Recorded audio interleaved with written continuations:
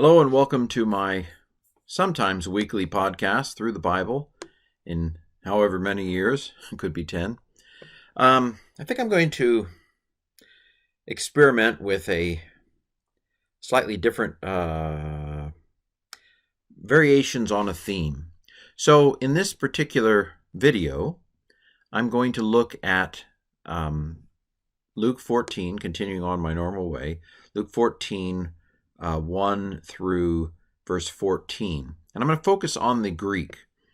I'll try to do my normal Greek of the week, but I'm going to be looking, especially I think in my YouTube videos, at the Greek, using interlinearbible.com or biblehub.com/interlinear. Interlinear.org, I think it is actually.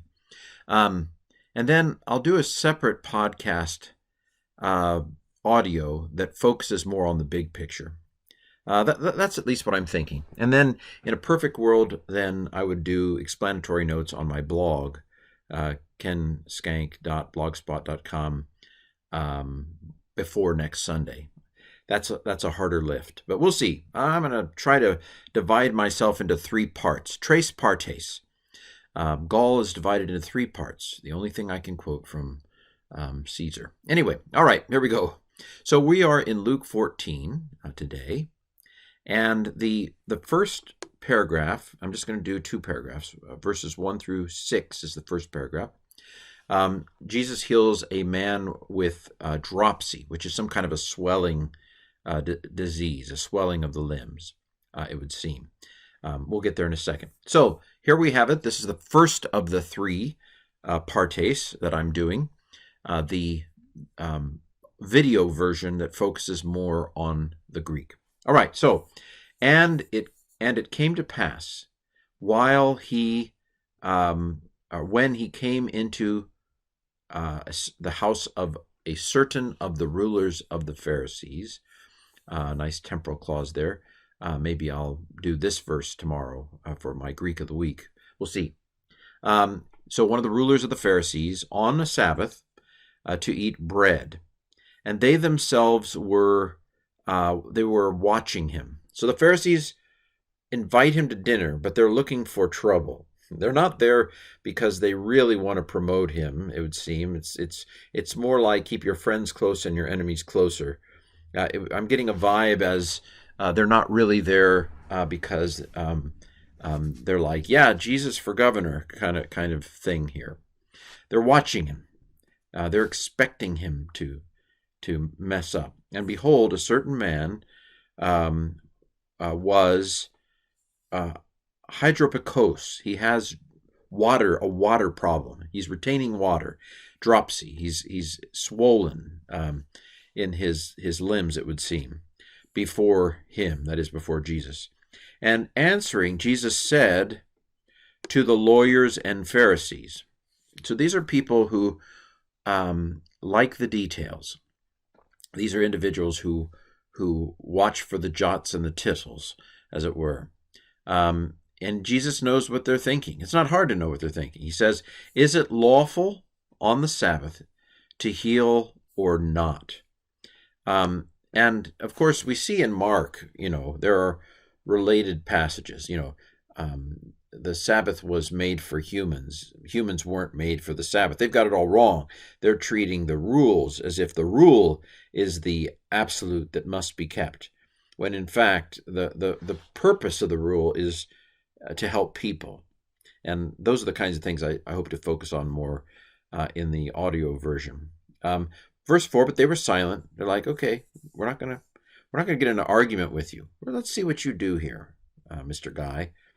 And having taken hold of the man, Jesus healed him and released him. So Jesus does good on the Sabbath. Now, it doesn't really, they don't really say anything. This reminds us of other passages in Mark where they do grumble, or worse.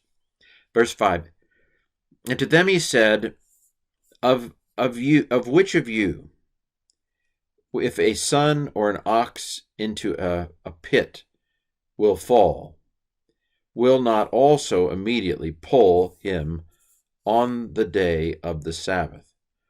I'll tell stories about my family when I do the audio version. And they were not able to reply something. They were not able to. They were not strong enough. They were not able to give an answer, to give a judgment back to these things. They know he's right. They don't like it. Why would you heal on the Sabbath? But they're going to let it pass, at least on this occasion. Fun story. I think it's always, in this version, it's only in Luke, but it has that great statement that my family, I grew up with it. When the ox is in a ditch, you can work on Sunday, is the way our family put it, if the ox is in the ditch. All right. Next, the parable of the guest, verse 7. And he was speaking to those who had been called, those who had been invited, a parable, holding out how they were choosing the first places. And he says to them, verse 7, let's see, remarking how the first places they were choosing out. Yeah, they sought the first place. They sought the place of honor. And he said to them, verse 8, whenever you should be called by someone to a wedding feast, for example, do not recline in the first place, lest at some point a more honorable than you person there should be a more honorable person than you invited by the host, verse 9, and having come, the one having invited you, also him will say to you, give the place up, and then you should begin with shame to take the last place. This is a really interesting thing. There are certainly social customs involved here. There's the honor and shame, the assumption that you have the place of honor, and then having to take the last seat because all the other seats are taken. You can see some jockeying. Who's going to take that seat? Well, maybe I can get by with the third seat. Maybe I can get by with the second seat. The jockeying for the best seat to get the best place on earth, the greatest honor. And of course, that's just not the way Jesus and the kingdom works, right? The kingdom is not about getting the greatest human honor. I'll talk a little bit more about that in the other version. But whenever you should be called, having gone, recline in the last place, so that whenever the one who has invited you should come, he will say, friend, come up higher. Then will be to you glory before all those who are reclining with you. Verse 11, for everyone who has exalted himself will be humbled, and the one who has humbled himself will be exalted. This is not worldly thinking at all, is it? This is the topsy-turvy, blessed are the poor in spirit thinking that Jesus does. Verse 12, and he was saying to the one who had invited him, whenever you should make a dinner or a supper, do not call your friends, nor your brothers, nor your relatives, nor your rich neighbors, nor at some time also, lest at some time also they themselves should invite you in return, or in order that they might invite you. So you're inviting rich people. You're trying to climb up the social ladder. So you invite rich people that you're on the lower end of their social ladder, but then they'll invite you, and that'll elevate you on the social ladder. And there should be recompense to you. But verse 13, but whenever you should make a feast, call the poor and those who cannot walk, and the lame and the blind. Verse 14, and you will be blessed because they have nothing to repay you. For it will be repaid to you in the resurrection of the righteous. All right.